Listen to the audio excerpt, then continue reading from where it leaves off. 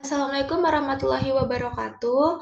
Yang kami hormati Bu Safira Cairani Dimarti, SSI M Biomed selaku dosen pengampu biokimia gizi dan teman-teman sekalian. Kami dari kelompok 7 akan mempresentasikan hasil diskusi kami tentang metabolisme asam nukleat.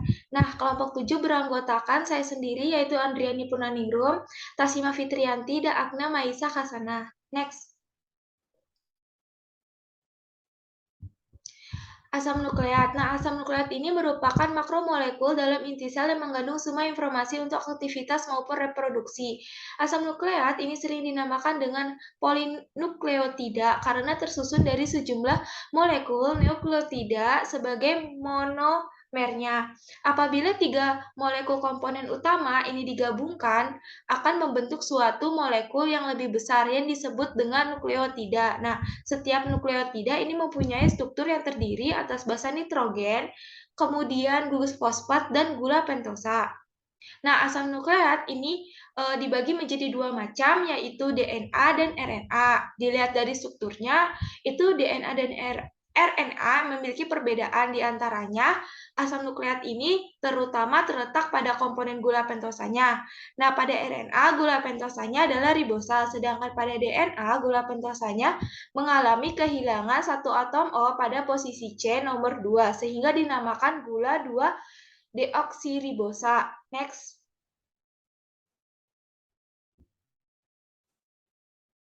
Nah, DNA sendiri dia memiliki fungsi sebagai cetak biru dalam sistem sel hidup, yaitu penyimpan dan pembawa informasi genetik, sedangkan RNA diantaranya dapat berfungsi langsung sebagai katalisator yang disebut dengan ribosom. Nah,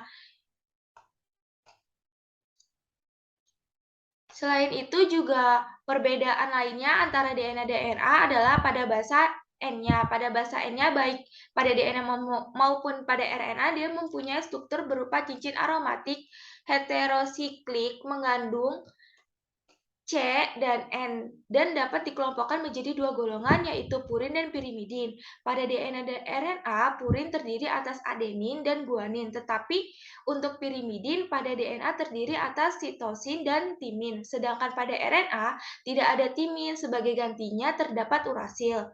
Next.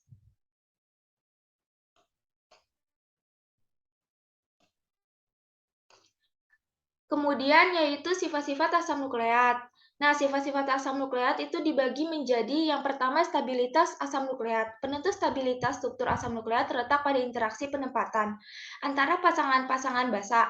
Yang kedua yaitu pengaruh asam. Di dalam asam pekat ada suhu tinggi, misalnya HClO4, HCiO4 dengan suhu lebih 100 derajat Celcius. Nah, asam nukleat akan mengalami hidrolisis sempurna menjadi komponen-komponennya. Namun di dalam asam mineral yang lebih encer hanya ikatan glikosidik antara gula dan basa purin yang saja yang putus sehingga asam nukleat dikatakan bersifat upurinik. Yang ketiga yaitu pengaruh alkali. Nah, pengaruh alkali ini terhadap asam nukleat mengakibatkan terjadinya perubahan status tautomerik basa. Kemudian denaturasi kimia. Nah, sejumlah bahan kimia diketahui dapat menyebabkan denaturasi asam nukleat pada pH netral. Pada konsentrasi yang relatif tinggi, senyawa-senyawa tersebut dapat merusak ikatan hidrogen dan kemudian yaitu viskositas. Nah, DNA kromosom dikatakan mempunyai nisbah aksial yang sangat tinggi karena diameternya hanya sekitar 2 nm, tetapi panjangnya dapat mencapai beberapa sentimeter. Karena sifat itulah molekul DNA menjadi sangat rentan terhadap fragmentasi fisik. Hal ini menimbulkan masalah tersendiri ketika kita hendak melakukan isolasi DNA yang utuh. Next. Selanjutnya yaitu adalah fungsi asam nukleat. Yang pertama menyimpan dan mentransfer informasi genetik, kemudian menggunakan informasi genetik untuk mengarahkan sintesis protein baru. Kemudian asam deoksiribonukleat ini adalah penyimpanan untuk tempat untuk informasi genetik dalam sel. Yang keempat, RNA mengarahkan produksi protein baru. Kemudian yang terakhir, RNA mengarahkan sintesis protein. Next. Selanjutnya akan dijelaskan oleh teman saya. Saya Tasima Fitrianti dengan NIM akhir 1024 akan menjelaskan materi sintesis protein. Sintesis protein adalah proses pembentukan protein yang melibatkan DNA sebagai sumber materi genetik pengkode berbagai asam amino yang akan diolah menjadi rantai polipeptida. Sintesis protein terjadi di inti sel dan di dalam ribosom. Sintesis protein dikenal dengan istilah dogma sentral, yaitu rangkaian proses molekul DNA menjadi RNA, kemudian menjadi protein.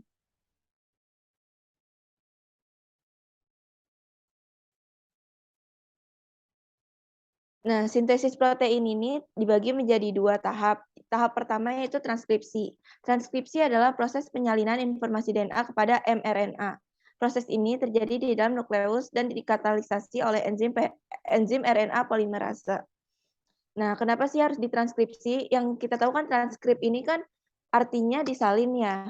Jadi karena DNA terletak di nukleus, sedangkan proses pembentukan protein berlangsung di ribosom yang letaknya di sitoplasma, DNA ini nggak dapat bergerak sendiri menuju ke ribosom, sehingga dibutuhkan fasilitator yaitu RNA polimerase untuk datang ke DNA, membuat cetakannya, lalu pergi ke ribosom.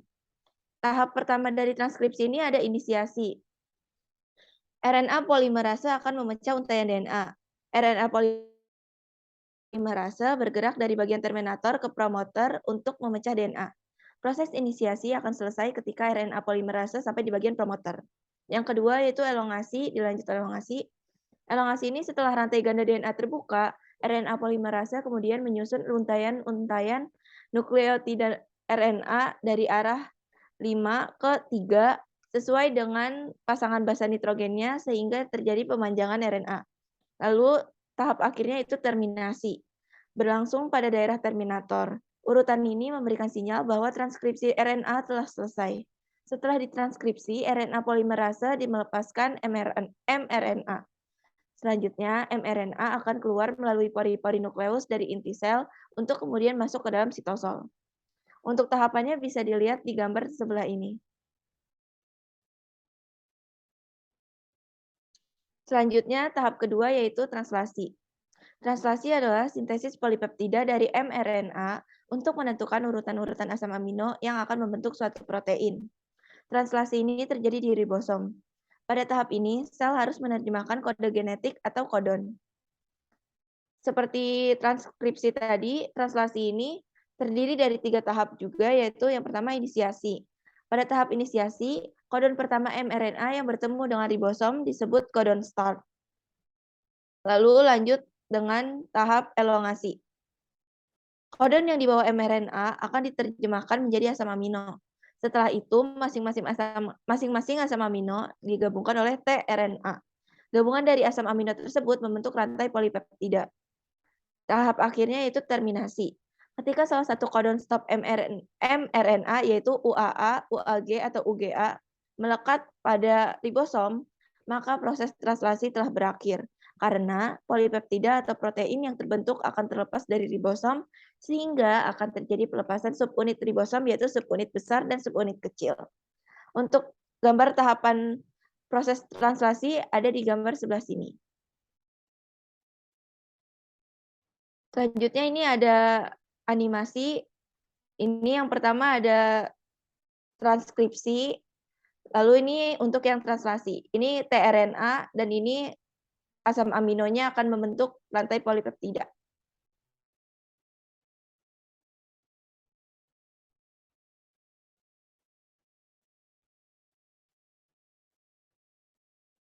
Selanjutnya akan dilanjutkan oleh rekan saya.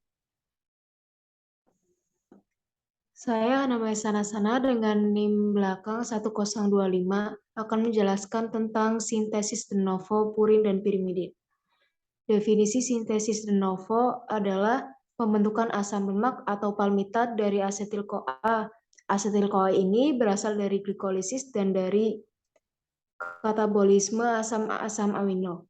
Sintesis de novo terjadi terutama di dalam hati untuk kemudian sebagian besar diangkut dan disimpan dalam jaringan leniak dalam bentuk trigliserida. Lanjut. Metabolisme purin dan pirimidin.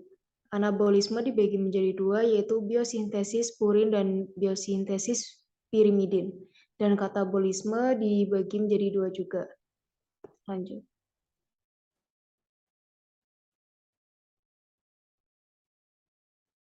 Biosintesis purin. Dalam biosintesis purin, atom-atom yang membentuk purin ditambahkan secara bertahap ke ribosa 5-fosfat sehingga purin disintesis langsung sebagai nukleotida oleh perakitin atom penyusun cincin purin langsung ke ribosa. Biosintesis purin tergantung pada ketersediaan asam folat. Produk pertama dari jalur sintesis purin dalam IMP atau asam inosinat atau inosinin monofosfat yang berperan sebagai prekursor atau AMP dan GMP. Lanjut.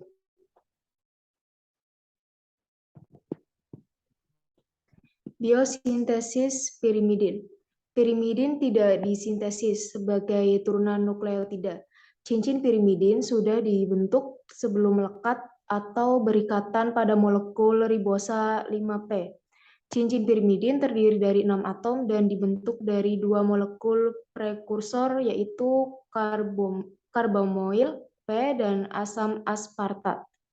Biosintesis pirimidin terdiri dari 12 tahap, tetapi bisa dikategorikan menjadi 3 tahap. Pertama, berdasarkan produk utama yang dibentuk, yaitu tahap pembentukan karbamoil fosfat, tahap pembentukan asam orotat, dan tahap pembentukan nukleotida pirimidin. Lanjut. Biosintesis purin dan pirimidin seperti ini ya.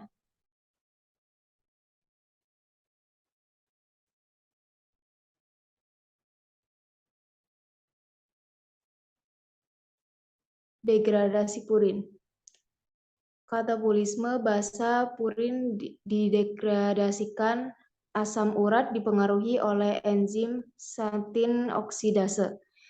Adenin akan diubah menjadi sipoxantin menjadi xantin dengan enzim asam urat atau radang sendi. Allopurinol bekerja sebagai substrat dan kemudian inhibitor terhadap enzim xantin oksidase. Produk akhir dari katabolisme purin adalah asam urat.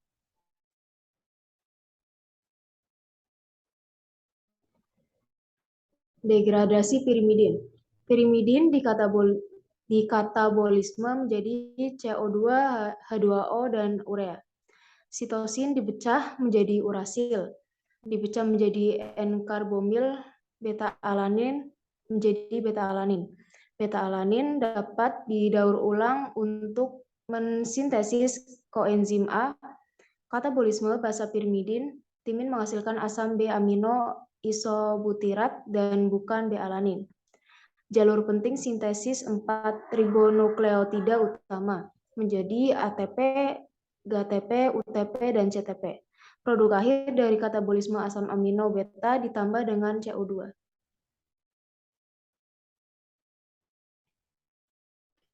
Berikut adalah gambar degradasi purin dan pirimidin.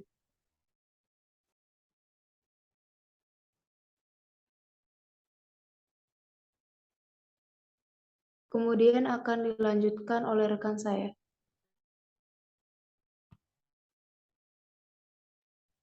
Baik, saya Tasimah Fitriyanti dengan NIM belakang 1024 akan menjelaskan tentang gangguan metabolik purin. Gangguan metabolisme purin disebabkan oleh banyaknya asupan bahan pangan tinggi purin dan sistem ekskresi yang terganggu. Hal ini mengakibatkan kadar asam urat berlebih di dalam darah yang disebut dengan hiperurisemia. Asam urat adalah hasil akhir dari metabolisme purin, di mana purin merupakan salah satu komponen asam nukleat dalam inti sel. Asam urat terdiri dari komponen karbon, nitrogen, oksigen, dan hidrogen. Produksi purin dalam tubuh sebanyak 80-85%. Sisanya berasal dari makanan yang dikonsumsi. Asam urat berfungsi sebagai zat antioksidan alami dalam plasma. Tetapi jika kadarnya melebihi batas akan menyebabkan penyakit asam urat atau biasa disebut gout.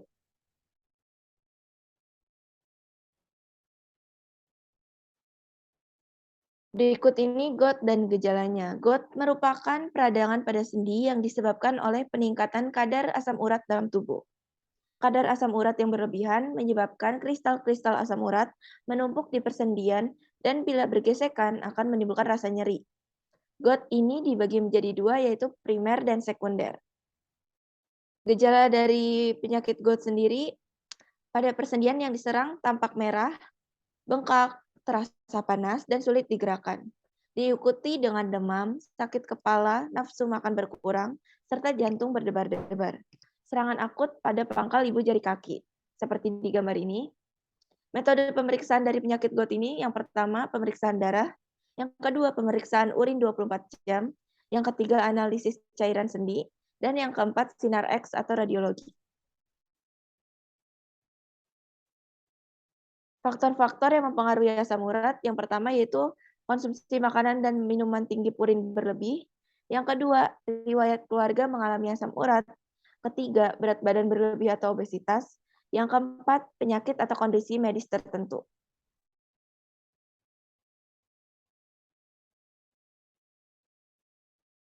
Sekian, terima kasih. Kami dari kelompok 7 minta maaf apabila ada kesalahan atau kekurangan. Sekian, terima kasih. Wassalamualaikum warahmatullahi wabarakatuh.